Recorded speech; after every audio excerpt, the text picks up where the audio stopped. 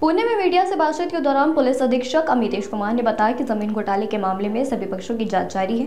उन्होंने कहा कि अंतर स्टेडियम एंड बार में हुई डकैती की घटना के बारे में कहा कि डकैती मामले में बदमाशों के बारे में से कुछ नकदी लूट थी और पुलिस जांच टीम इस मामले की छानबीन कर रही है। जल्दी अपराध का पता लगाकर आरोपी को कड़ी सजा दी जाएगी। गौर से सुनिए आगे क्या कुछ कहा अमितेश कुमार ने।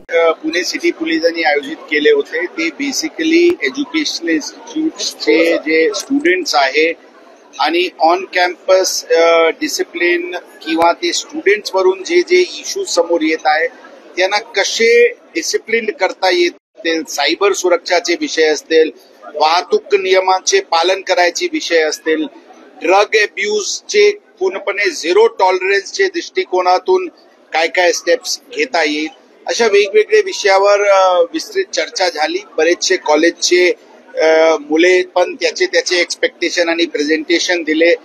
गेस्ट प्रतिष्ठित लोक होते इथे आणि एक चांगली चर्चा झाली आणि पुढचे रोडमॅप आणि एक रेझोल्युशन काय काय स्टेप्स हे एज्युकेशन इन्स्टिट्यूट्स घेणार आहे याची एक चर्चा झाली आणि मला विश्वास आहे की ओव्हरऑल जे स्टुडंट कम्युनिटी आहे ते अंदाजन 4 ते 5 लाखाची संख्यामध्ये पुणे शहरात आहे किंवा त्यापेक्षा पण जास्त असतील।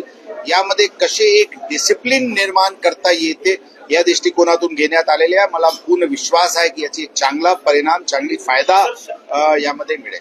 शाळा कॉलेजमधील गुन्हेगारी प्रवृत्ती आता वाढताना थांबण्यासाठी काय उपाययोजना करतील किंवा अंमली पदार्थाचा वापर देखील वाढताना दिसतो। बरोबर आहे, तशा आम्ही सांगितले ऑलरेडी जे कायद्याचे दृष्टिकोनातून पोलीस कारवाई करतात त्याचबरोबर आता एज्युकेशनल इन्स्टिट्यूट्सनी पण जे ओनरशिप घेतली तर एक कोलॅबोरेटिव्ह पार्टनरशिप मध्ये रिझल्ट क्विक होईल, व्हिजिबल होईल, परिणामकारक होईल आणि सस्टेनेबल होईल या दृष्टिकोनातून ही सेमिनारची आज आयोजन करण्यात आली होती आणि सर्व दृष्टिकोनातून जे जुवेनाईल डेलिंक्वेन्सी आहे किंवा एब्रेशन्स अमॉंगस्ट यूथ आहे याच्यामध्ये चांगला एक फरक पडेल, चांगला सुधारणा होईल, चांगली परिणाम होईल याचा मला पूर्ण विश्वास आहे। तर सायबर सिक्युरिटीच्या संदर्भात अनेक बोर्ड्स आणि फ्लेक्स या ठिकाणी लागलेले आहेत। सायबर सिक्युरिटीच्या माध्यमातून आपण काय उद्देश केला? बरोबर आहे, सायबर सेफ्टी, सायबर सिक्युरिटी एक अत्यंत महत्वाची गोष्ट आहे। यामध्ये सोशल मीडियाचे माध्यमातून महिलांवर होणारे गुन्हे असतील किंवा ई कॉमर्स प्लॅटफॉर्मवर होणारे फ्रॉड्स असतील किंवा इतर जे सायबर वर्ल्डमध्ये जे गुन्हेगारी आहे याचे एक प्रिव्हेन्शन करणे अत्यंत महत्वाचे आणि त्यासाठी अवेअरनेस कॅम्पेन्स अत्यंत महत्वाची आहे आणि त्या दृष्टिकोनातून इथे पण फ्लेक्स लावण्यात आलेली आहे आणि आता आमची जे सायबर अँबॅसेडर्स वेगवेगळे एज्युकेशन इन्स्टिट्यूट सोबत एक पार्टनरशिप करतील, इंटरॅक्शन करतील, त्यामध्ये अवेअरनेस वाढवण्याच्या दृष्टिकोनातून किंवा सोशल मीडिया इन्फ्लुएन्सर्स मोठ्या संख्येने होते त्यांच्या माध्यमांनी कसे अवेअरनेस आणखी चांगल्या रीतीने करता येईल ती पण आज चर्चा झालेली आणि त्याचे परिणाम नक्कीच होईल। सर, जमीन व्यवहार प्रकरणात शीतल तेजवानींनी जबाब नोंदवला अशी माहिती मिळते, काय या संदर्भात जबाब त्यांचे नोटीस इश्यू करण्यात आली होती, काल त्यांचे जबाब नोंदवण्यात आलेली आहे। ते जबाबाचे अवलोकन होईल, बाकी सगळे दस्तावेजचे पडताळणी ऑलरेडी झालेली आहे, ते त्याबद्दल पुढचे निर्णय तपासाचे घेण्यात येईल। तपास ऑलरेडी सर्व दिशेने चालू आहे आणि शेवटी काय काय एव्हिडन्सेस भेटते आणि काय काय व्हायलेशन झालेली आहे त्याचे एक शेवटचे कन्क्लुजनवर पोहोचण्याची काम तपास पथक करत आहे। याबद्दल पुढची आता तपास बरेचसे लोकांचे जबाब नोंदवणे बाकी आहे।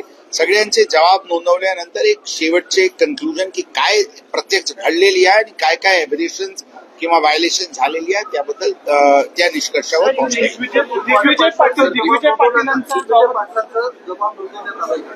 आता जे आपण नाव सांगितले त्याचे काल जबाब घेण्यात आलेले आहे। पुढचे याचे जबाबाचे अवलोकन केल्यानंतर नाही त्यांचे जबाब आता नोंदवण्यात आलेले नाही, नोटीस इश्यू करण्यात आलेली आहे।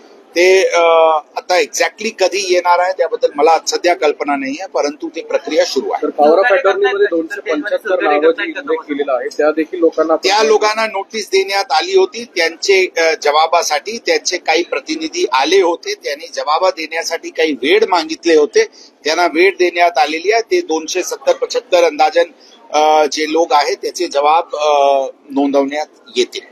सहकार्य करतायत का शीतल तेजवानीचा जबाब नोंदवला? ती आता त्याबद्दल सध्या टिप्पणी करणे शक्य नाहीये. त्यांचे जबाब नोंदवण्यात आलेली आहे. त्यापैकी किती खरं आहे किती काय आहे ते सध्या मला टिप्पणी करणे शक्य नाहीये. सगळ्यांचे जबाब झाल्यानंतर एक्झॅक्टली घटनाक्रम समजेल आणि त्यामध्ये कोण काय बोलते, किती खरा बोलते, किती खोटा बोलते, त्यावेळी टिप्पणी करणे संयुक्त. नवले पुलाच्या संदर्भातले शॉर्ट टर्म मेजर इम्प्लिमेंट करण्याबाबतच्या भूमिका आपल्या ज्या सुरू केलेल्या आहेत त्याच्यावरनं भविष्यात अपघात कमी करण्यासाठी आपण प्रयत्नशील राहू शकतो. 100% काही short term measures, mid term measures भागामध्ये ऍक्शन प्लॅन डिसाईड करण्यात आलेली आहे. शॉर्ट टर्म मेजर्सची युद्ध पातळीवर इम्प्लिमेंटेशन सुरू करण्यात आलेली आहे आणि मला पूर्ण विश्वास आहे की आम्हाला सफलता मिळेल. डेक्कन परिसरात काल जो दरोडा पडलेला आहे का बार व्यक्ती काय त्या संदर्भात ती एक घटना घडलेली आहे. काही युवकांनी बार मधून काही पैसे घेऊन गेलेले आहेत. तपास पथक पूर्णपणे काम करत आहे. याबद्दल सध्याची अपडेट आमच्याकडे नाही आहे. घेऊन लवकरात लवकर गुन्हा डिटेक्ट करण्यात येईल आणि आरोपीला योग्य धडा शिकवण्यात येईल.